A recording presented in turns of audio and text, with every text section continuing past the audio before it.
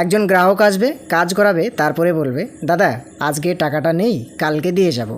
আপনিও ভাবলেন গ্রামের মানুষ যেহেতু চেনা জানা মানুষ, ঠিক আছে। কিন্তু সেই যে কাল অনেক সময় 1 সপ্তাহ হয়ে যায়, 1 মাসও হয়ে যায়, আবার অনেক সময় আর টাকাটাই পাওয়া যায় না।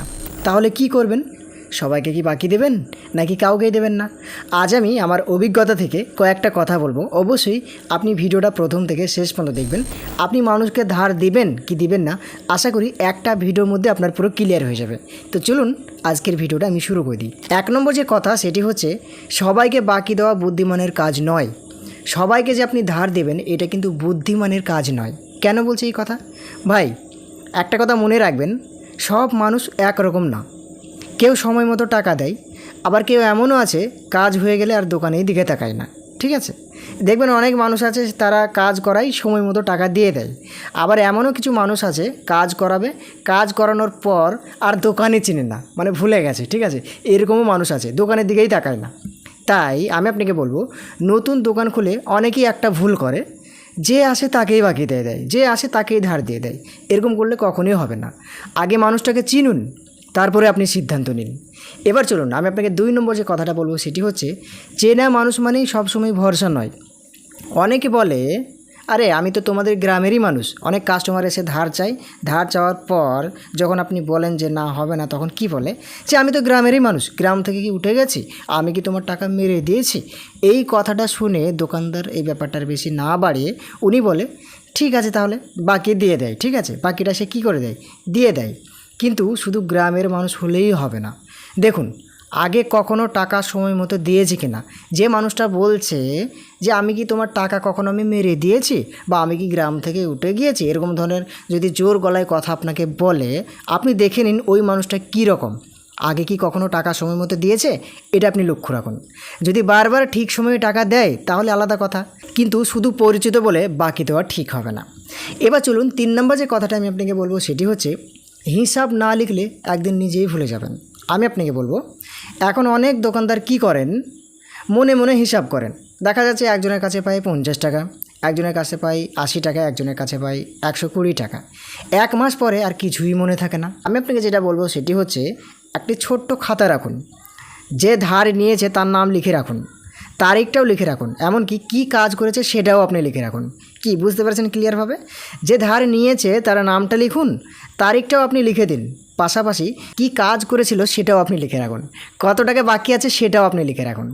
এই ছোট্ট অভ্যাসটা অনেক সময় বড় ঝামেলা থেকে বাঁচাবে। দেখা যাচ্ছে আপনার মনে নেই, লিখেও রাখেননি, সে আপনাকে ঘুরে পেঁচে বলছে না আমি টাকা দিয়ে গেছি, এটাই হয়ে গেল সমস্যা। তো আপনি এই ঝামেলা থেকে অবশ্যই বাঁচবেন। যদিও আপনি ধার দিয়ে থাকেন অবশ্যই এইভাবে লিখে রাখুন। এবার চলুন 4 নম্বর যে কথাটা আমি আপনাকে বলবো সেটি হচ্ছে, টাকা চাইতে লজ্জা কখনোই আপনি পাবেন না। দেখা যাচ্ছে অনেকে মনে করেন টাকা চাইলে যদি কিছু মনে করে, দেখুন ভাই এটা তো আপনার কষ্টের টাকা। আপনি তাকে ভদ্রভাবে বলুন দাদা আগের কাজের টাকাটা সময় হলে দিয়ে দেবেন, এইভাবে তাকে আপনি ভদ্রভাবে আগে বলুন। আপনি কখনোই লজ্জা করবেন না ওই মানুষটার সাথে টাকা চাইতে। আপনি কি বলবেন, আগের কাজের টাকাটা সময় হলে আপনি দিয়ে দেবেন। রাগ আপনি কখনোই করবেন না, অপমানও করবেন না, কিন্তু আপনি তাকে মনে করিয়ে দেবেন। অনেক সময় মানুষ সত্যিই ভুলে যায়। এবার চলুন 5 নম্বর যে কথাটা আমি আপনাকে বলবো সেটি হচ্ছে, বেশি বাকি মানেই ব্যবসার চাপ। মানে আপনি একটা কথা ভাবুন তো, আপনার দোকানে কাগজ লাগবে, কালি লাগবে, বিদ্যুৎ বিল দিতে হবে, ইন্টারনেটের টাকা দিতে হবে। যদি বেশিরভাগ টাকা বাকি হয়ে থাকে তাহলে নতুন জিনিস কিনবেন কীভাবে? এদিকে আপনার কাগজ লাগছে, আপনার কাগজ শেষ হয়ে গেছে, কাগজ তো আপনাকে নিয়ে আসতে হবে। কালিও আপনার মেশিনে শেষ হয়ে গেছে, আপনাকে কালিও নিয়ে আসতে হবে। আবার মাসে মাসে বিদ্যুৎ বিলও দিতে হবে।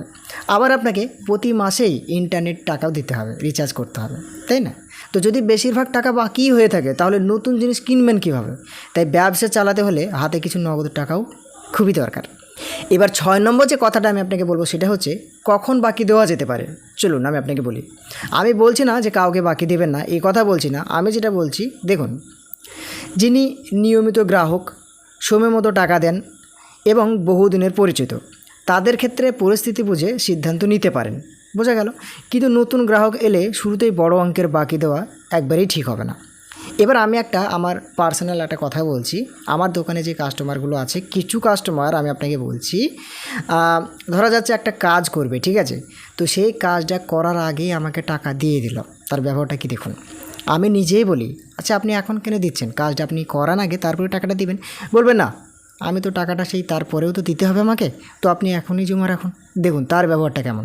তো তাকে সে যদি বাই চান্স কোনো সময় কোনো আপদ বিপদে পড়ে তাহলে অবশ্যই তাকে কী করতে হবে, ধার দিতে হবে, তাই না? কেননা তার ব্যবহার বুঝে। আমি কি বললাম, আমার দোকানে এমন মানুষ আছে কাজ করানোর আগে টাকাটা আগে জমা করে দেয়, এই কাজের এই টাকাটা হয় আপনি নিয়ে নিন, তারপরে কাজটা করেন। দেখুন কেমন ব্যবহার, দেখুন আমি নিজে থেকে বলি আগে আপনি কাজটা করেন তারপর তো দেবেন। তো এরকম ধরনের মানুষ আপনি বুঝতে পারবেন কেমন, যে নিয়মিত গ্রাহক, সময় মতো টাকা দেন, বহুদিনের পরিচিত, তাদের ক্ষেত্রে পরিস্থিতি বুঝে সিদ্ধান্ত নিতে পারেন। আশা করি আপনি বুঝতে পেরে গেছেন।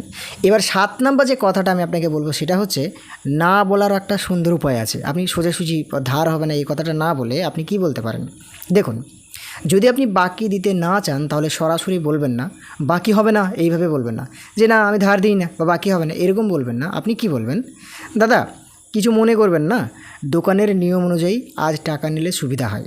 আশা করি বুঝতে পারছেন, মানে তাকেই বলবেন যে দাদা কিছু আপনি মনে করবেন না, দোকানের নিয়ম অনুযায়ী ধার দেওয়া হয় না, বা আজকে টাকা নিলে সুবিধা হয়।